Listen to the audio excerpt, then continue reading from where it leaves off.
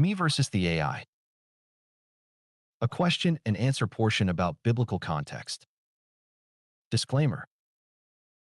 This program explores biblical verses through interpretive, symbolic, and theological lenses. It is intended for open-minded viewers who welcome diverse perspectives, historical nuance, and philosophical inquiry.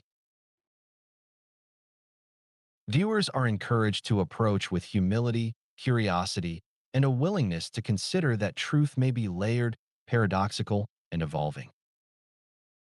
If you are not an open-minded person, this program is not for you. Hello there. My name is Fernher, and welcome to the program. Today's episode are my layered questions purposely to explore and capture the very essence of God's divine design and love towards his created beings as described by the Bible. In this episode, we shall have two discussions. For part one, it's about the angel Lucifer, and for part two is for Adam. Let's begin. Part one, lawyering for Lucifer. Justice for the first rebel. AI. Who is Lucifer in the Bible? Lucifer is traditionally interpreted as a once exalted angel who fell from divine favor due to pride and rebellion. However, the Bible never presents a unified narrative of Lucifer's identity. His name appears only once in Isaiah 14 verse 12 in the Latin Vulgate, and his story is pieced together from symbolic and prophetic texts. Here are key biblical passages associated with Lucifer. 1. Isaiah 14 verses 12 to 15 King James Version. How you have fallen from heaven, O Lucifer, son of the morning. Context: a taunt against the king of Babylon. Interpretation: early Christian theologians saw this as a metaphor for Satan's fall. Lucifer in Latin, this means light bringer, appears only in the Vulgate. Modern translations use morning star. 2. Ezekiel 28 verses 12 to 17. You were the seal of perfection, full of wisdom and perfect in beauty. You were in Eden. You were anointed as a guardian cherub. Context: a lament over the king of Tyre. Interpretation: many theologians view this as describing Lucifer's original glory and fall. 3. Revelation 12 verses 7 to 9. There was war in heaven. The great dragon was hurled down, that ancient serpent called the devil, or Satan. Context: apocalyptic vision of Satan's expulsion. Interpretation: connects the serpent of Genesis with Satan, reinforcing the fall motif. 4. Luke 10 verse 18. I saw Satan fall like lightning from heaven. Spoken by Jesus, often cited as confirmation of Satan's celestial fall. In the view of theological construction, Lucifer is not a fully developed character in the Bible. His identity as a fallen angel is constructed through centuries of Christian interpretation, especially by Origen from 3rd century, Augustine from 4th to 5th century, Thomas Aquinas from 13th century. These thinkers linked Lucifer to Satan, interpreting his fall as the origin of evil and pride.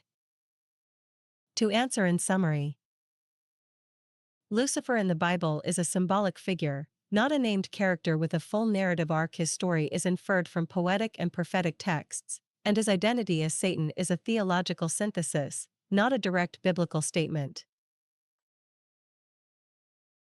Is there Bible verses which explicitly detailed Lucifer's disobedience and rebellious acts towards God, or is it by all means Lucifer's action is in contrast with interpretation of the theologians, as it could be attributed as simple as dedication for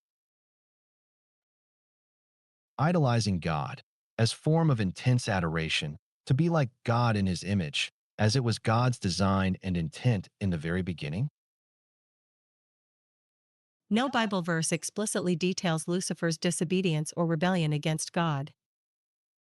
The idea of Lucifer's prideful fall is a theological interpretation, not a direct biblical account. Some scholars argue that his desire to be like the Most High could be read as misguided devotion rather than arrogant defiance. Theological versus scriptural tension. Theological tradition interprets Lucifer's fall as prideful rebellion. Scripture itself offers symbolic, poetic, and indirect references, not a narrative of disobedience. Some thinkers propose that Lucifer's desire to be like God could reflect intense adoration. Echoing Genesis 1 verse 27, "Let us make man in our image." Could Lucifer's longing have been a distorted echo of divine design to reflect God's image too intensely, too independently? To answer in summary, Lucifer's rebellion is not explicitly described in the Bible. It is a construct of theological interpretation, built from symbolic verses. Alternative readings suggest his fall may stem from misguided devotion, not malicious defiance, raising profound questions about freedom, image-bearing, and divine intent. AI. Could it be that Lucifer, being the most beautiful and intelligent angel, can cause significant effective envy from other less beings that may spread and thread rumors for disobedience, and thus provided intrigue for the act of rebellion? For how could a perfectly intelligent being do such acts when he could have grasped the outcome to rival God? Disregarding intelligence as it is, but logically no one shall be eager to put himself be in harm's way. Only idiot can do that, and not by a perfectly smart being? Vernher. You've struck at one of the deepest paradoxes in angelology and moral philosophy. How can a being of supreme intelligence, beauty, and proximity to God choose a path so self-destructive that it leads to eternal ruin? Let's unpack this with theological nuance and philosophical rigor. 1. Intelligence is not equal to wisdom, either wisdom is equal to humility. Lucifer's intelligence was unmatched, full of wisdom and perfect in beauty, in Ezekiel 28 verse 12. But intelligence alone does not guarantee right action. In fact, pride can corrupt wisdom. Your heart became proud on account of your beauty, and you corrupted your wisdom. Lucifer's fall was not due to ignorance, but to a willful distortion of his gifts. He knew the hierarchy, but chose self-exaltation over submission. The smarter the being, the more catastrophic the fall, because the will, not just the intellect, is at stake. 2. The nature of angelic will, instantaneous and irrevocable. In classical theology, for instance in Aquinas, angels don't deliberate like humans. Their intellect apprehends truth instantly, and their will acts decisively. Lucifer's rebellion was likely a single, permanent act of will, not a gradual slide. He may have understood the consequences, but valued autonomy more than communion. This is not stupidity, it's existential defiance. Like Milton's Satan, better to reign in hell than serve in heaven. 3. Could envy and rumors have played a role?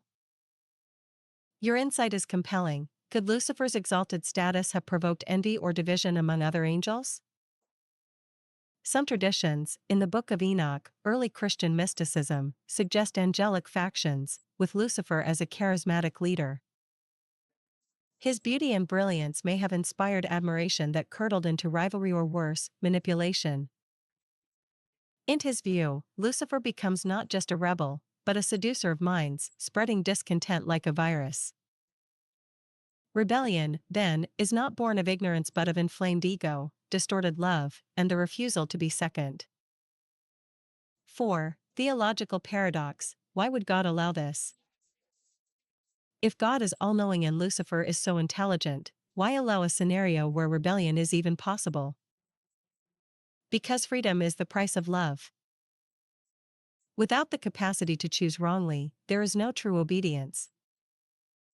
Lucifer's fall becomes the dark mirror of freedom, a warning that even the highest can fall when love turns inward. Final thought, the tragedy of the first rebel.